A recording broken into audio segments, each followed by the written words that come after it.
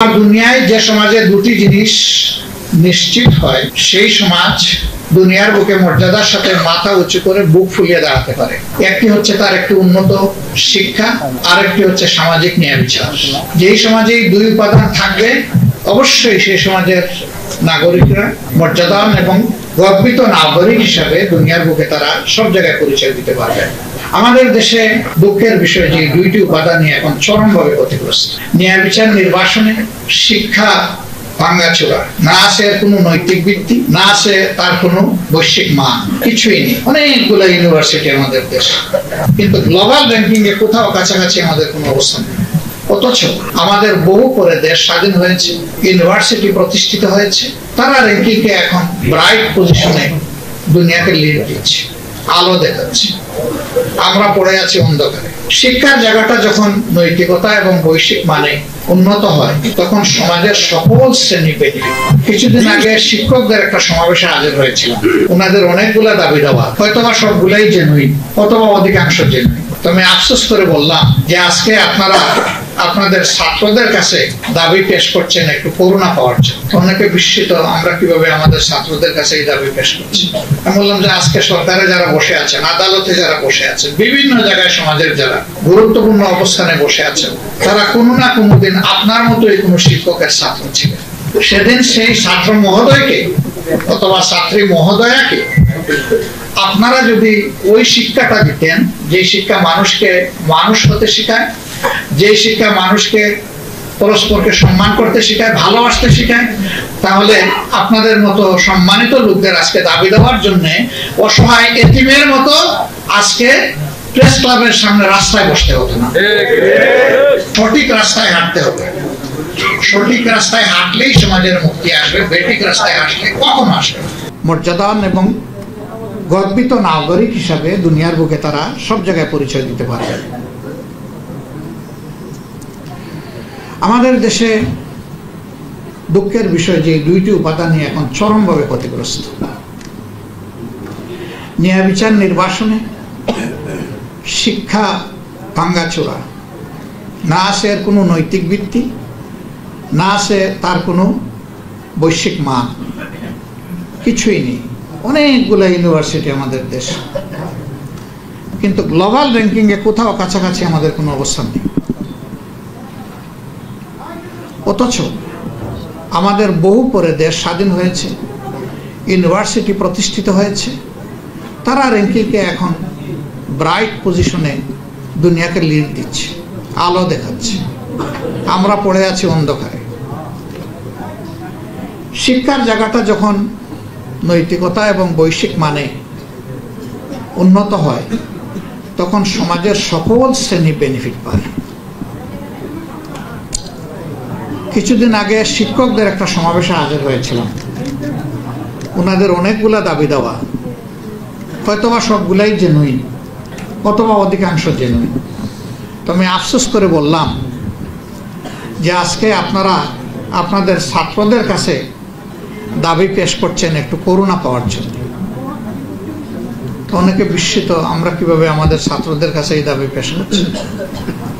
আজকে সরকারে যারা বসে আছেন, আদালতে যারা বসে আছেন, বিভিন্ন জায়গায় সমাজের যারা গুরুত্বপূর্ণ অবস্থানে বসে আছেন, তারা কোনো না কোনো দিন আপনার মতোই কোনো শিক্ষকের ছাত্র ছিলেন।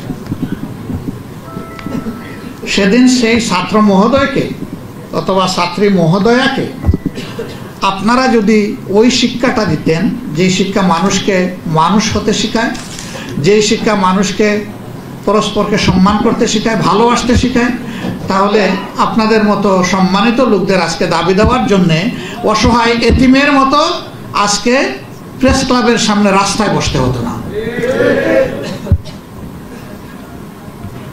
এই বীজতলা যতদিন পর্যন্ত উন্নত না হবে, সুন্দর না হবে, ততদিন পর্যন্ত চারা গাছগুলো থাকবে রুগ্ন, বিকশিত হবে দুর্বল, ফল হবে তিক্ত এবং পরিণাম হবে বিষাক্ত। আমাদের সমাজ এটাই ভোগ করছে।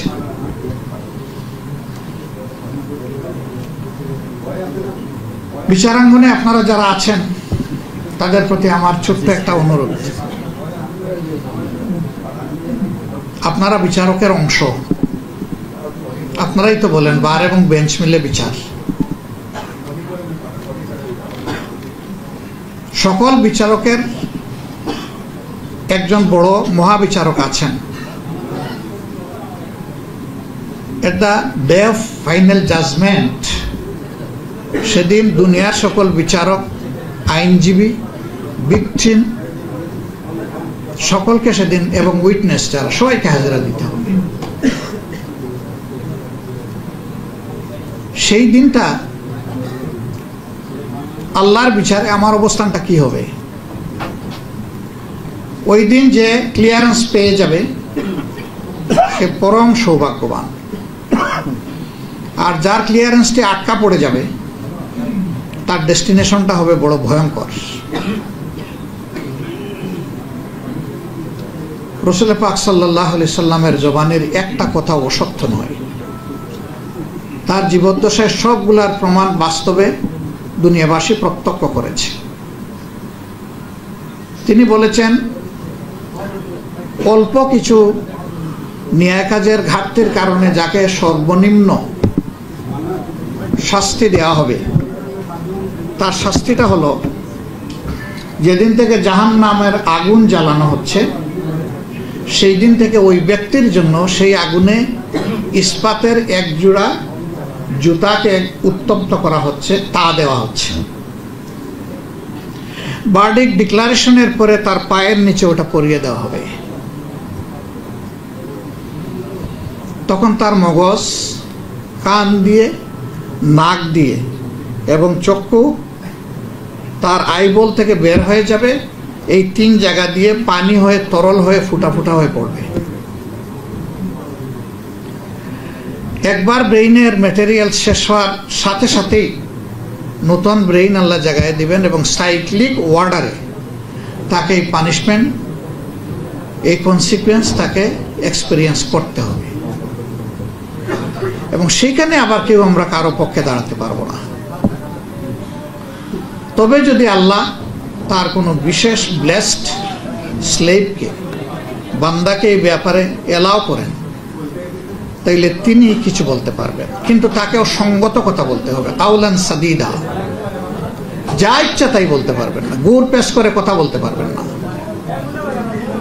কারণ সেদিন যার সামনে দাঁড়াবেন তিনি হচ্ছেন ওয়াহিদুল কাহার, সমস্ত কর্তৃত্বের শক্তিমত্তায় তিনি এক এবং অদ্বিতীয়।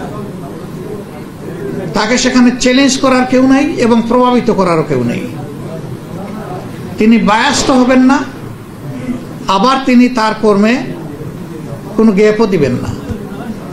এবং এটাও আল্লাহ তাআলা বলেছেন যে কারো প্রতি আমি চুল পরিমাণ কোনো জুলুম করব না, যার যেটা পাওনা তাকে সেটাই দিব। তবে অসৎ কাজের ক্ষেত্রে আমি যদি কারো প্রতি সদয় হয়ে যাই তাহলে তার পাওনা কমাইয়াও দিতে পারি, মাফ করেও দিতে পারি শাস্তিটা। কিন্তু সৎ কাজ করার পরে কাউকে ডিপ্রাইভ করা হবে না, বরঞ্চ তাকে ইনসেন্টিভ দেওয়া হবে। পাপী কোনো ইনসেন্টিভ পাবে না, কিন্তু যে তার মরাল ডিউটি ডিসচার্জ করবে, আল্লাহ তাআলাকে ভয় করে স্মরণ করে, তাকে ইনসেন্টিভ দেওয়া হবে। দুনিয়ায় এটা হয়। এই আদালতও অনেক আসামির সাজা কমিয়ে দিতে পারে, আর যিনি রাষ্ট্রপ্রধান তিনি মওকুফও করতে পারেন, টোটালি মওকুফ করতে পারেন। তার সেই এখতিয়ার আছে। সেই এখতিয়ারটা তিনি যখন প্রয়োগ করবেন তখন তাকে মাথায় রাখতে হবে যে সার্টেন পারপিট্রেটর, যে ক্রাইম তিনি কমিট করেছেন, তাকে যদি ওয়াইবার দেওয়া হয় তাহলে এটার বেনিফিট তিনি এবং সমাজ ইকুয়ালি এনজয় করবে, নাকি এই ছাড় পাওয়া ব্যক্তিটি আরো ভয়ঙ্কর হয়ে উঠবে। কিন্তু দুঃখজনকভাবে সত্য যে আমরা সচরাচর প্র্যাকটিসে এটা দেখি না, আমরা তার ব্যতিক্রম দেখি। এখানে সাধারণত পলিটিক্যালি মোটিভেটেড হয়ে এই বিষয়ে সিদ্ধান্ত দেওয়া হয়। ইয়েস, দুনিয়া আপনি পারবেন, কিন্তু আখেরাতে আপনি নিজেকে জাস্টিফাই করতে পারবেন না। সেই দিন আপনি আটকা পড়ে যাবেন। আমার ভাই নুরুল ইসলাম বুলবুল আমাদের বিজ্ঞ আইনজীবী সমাজের কাছে সমাজের প্রত্যাশা 6টা-7টা বিষয় তুলে ধরেছে। আমি হয়তো সবটা পারবো না, কিন্তু আমার যদি গুড ইন্টেনশন থাকে তাহলে আমার উইল ফোর্স আল্লাহর সাহায্যে আমাকে আগায় দিবে এবং আমি কিছু হলেও সমাজ উন্নয়ন করতে পারবো। আমার রিজেকের ব্যাপারে I my self is the best witness. আমার সামনে আমার তরুণ জীবনে অনেক হাত ছানিয়ে এসেছে, আমি ওদিকে ফিরে তাকাইনি, কিন্তু আমি চাইনি এমন জিনিস আমার কাছে এসে গেছে সবগুলো। এ থেকে আমার নিজের আস্থা নিজের উপর এতটুকু হয়েছে যে আমি চাই অথবা না চাই, আমার ক্রিয়েটর যদি চান তাহলে যা আমার জন্য অ্যালট করবেন সবটাই আমার ভাগে আসবে। এটা ভালো হইতে পারে, খারাপ হইতে পারে। ভালো কর্মের ভালো ফল হবে, খারাপ কর্মের খারাপ ফল হবে। সুতরাং আমরা যখন বারবার জেলে যাই, এটা বড় সৌভাগ্য। আমাকে অনেকে জিজ্ঞেস করে আপনি কি চিকিৎসা কাজ করতে পারেন? আমি পারি, জেলে গেলে পারি, বাইরে থাকলে পারি না। এই সময় পাই না, আর আমার প্রয়োজনও হয় না, কারণ আমার চাইতে আরো অনেক স্কিল পার্সোনালিটি সমাজে রয়ে গেছেন সার্ভিস দেওয়ার জন্য। কিন্তু জেলে গেলে সেই আমার মানের লোকও নাই সেখানে। মানুষের যে কি পরিমাণ ভোগান্তি হয়, যারা জেল এক্সপিরিয়েন্স করেছেন তারা এটা বলতে পারবে। তো আমি জেলকে আমার জন্য অনেক ব্যাপারে অপরচুনিটি হিসাবে নিয়েছি। শাস্তি হিসাবে নিলে শুধুই কষ্ট পাবো, দরকার নাই। আমি নিয়েছি অপরচুনিটি হিসাবে। সরকার আমার প্রতি খুবই আন্তরিক ছিল, এই জন্য 5 বছর পর পর আমাকে নিয়ে যেত গেস্ট হাউসে। আবার নিলে বলতো যে বহুদিন পরে আপনার আতিথেয়তা আমরা ব্যবস্থা করেছি, তাড়াতাড়ি আপনাকে আমরা ছাড়বো না, থাকেন আমাদের সাথে থাকেন। আমি সেইভাবেই এনজয় করেছি আলহামদুলিল্লাহ। আমার কষ্ট লেগেছে, ওই জায়গাটায় বহু মানুষের সাথে আমার সাক্ষাৎ হয়েছে। একবার 82 বছরের একজনকে ওয়েবার দিয়ে তাকে মুক্ত করে দেওয়া হলো। সে বলল যে আমাকে এখানে কবর দেন, আমি যাব না, আমার যাওয়ার কোনো জায়গা নেই। 37 বছর ধরে আমি জেলে আছি। কেউ দুনিয়া আমার বেঁচে আছে কিনা আমি জানি না, তবে আমি নিশ্চিত আমার কোনো ভিটামাটি নাই, কারণ প্রথম দিকে আমার মামলার তদবির করতে গিয়ে, কার্যক্রম চালাতে গিয়ে আমার ভিটামাটি সহ সবকিছু বিক্রি করে দেওয়া হয়েছে। জেল অথরিটি বলতেছে আপনাকে তো আর 1 ঘন্টাও রাখতে পারবো না। কইছে আমি যাব না, আপনারা রাখেন না রাখেন, আমি থাকবো এখানে। সে চিৎকার করে কাঁদতে শুরু করলো। জেল অথরিটি হাইয়ার অথরিটির সাথে যোগাযোগ করলো, কিন্তু জেল কোর্টে তো তাকে 1 মিনিটও আর রাখার কোনো সুযোগ নেই। সেই লোকটাকে পাজাকুলা করে জেল থেকে বের করে দেওয়া হলো।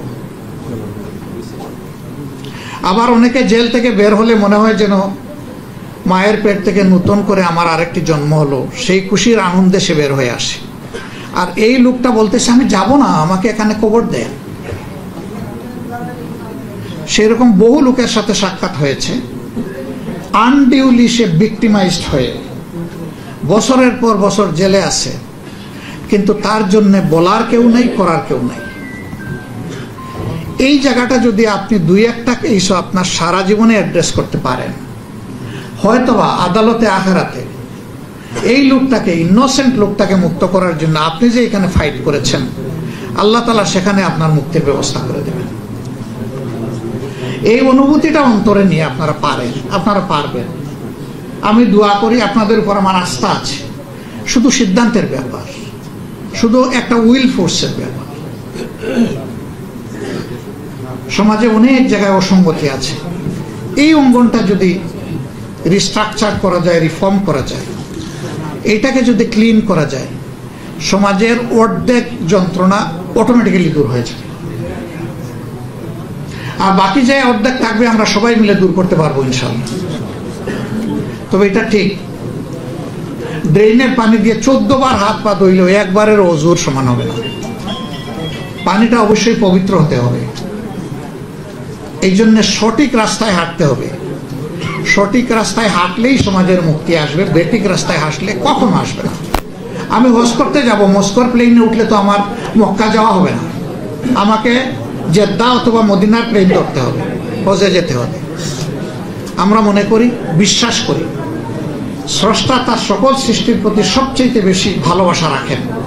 সেই স্রষ্টার পক্ষ থেকে মানব জাতির জন্য ভালোবাসার উপহার হিসেবে যে বিধান এসেছে তার নাম ইসলাম।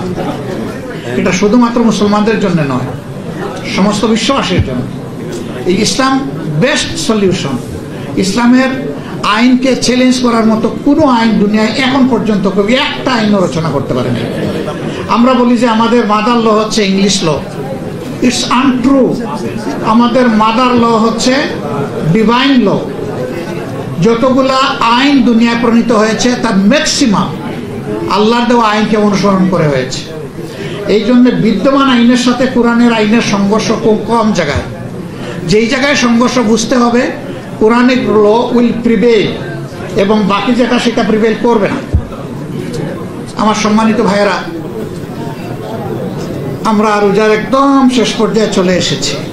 আজকে 9 ইফতার, 6টা 9 ইফতার। ইনশাআল্লাহ আল্লাহ তাআলার দরবারে দোয়া করি এই ইফতার গ্রহণ করার মধ্য দিয়ে আল্লাহ তাআলা আমাদেরকে গুনাহ খাতা থেকে মুক্ত করুন। এই দশকটা হচ্ছে মানুষকে আল্লাহ তাআলা মাফ করে দেওয়ার দশক। যাদের নামের তালিকা তৈরি হচ্ছে আল্লাহর দরবারে মাফ করে দেওয়ার জন্য, আমরা যেন সবাই এই 3 হলে যারা আছি এবং আমরা যাদেরকে ভালোবাসি আল্লাহ যেন তাদের সকলকে মাফ করে দেন। রাব্বুল ইজ্জত যেন আমাদের দেশের প্রতি শান্তির ফয়সালা নাজিল করেন, রহম করেন। একটা ওয়ান্ডারফুল সোসাইটি, একটা হিউম্যানিটারিয়ান সোসাইটি গড়ার জন্য, বিল্ড আপ করার জন্য কোরআনের আইনের ভিত্তিতে আমরা যেন একটা মানবিক বাংলাদেশ গড়তে পারি, এই ব্যাপারে আল্লাহ তাআলা যেন আমাদেরকে তৌফিক দেন। আপনাদের সকলের আন্তরিক সহযোগিতা কামনা করে আজকের এই অনুষ্ঠানে আমাকে হাজির হওয়ার দাওয়াত করার জন্য আমি লয়ার্স কাউন্সিলের প্রতি কৃতজ্ঞতা জ্ঞাপন করছি, আল্লাহর প্রতি শুকরিয়া আদায় করছি, এবং আমি দোয়া করি আল্লাহ তাআলা আপনাদের সকলকে হায়াতে, সিহাতে, ইজ্জতে, রিজেকে, ইলমে এবং আমলে বারাকা দান করুন। আসসালামু আলাইকুম ওয়া রাহমাতুল্লাহ। If you enjoyed the video, make sure to leave a like and subscribe the channel.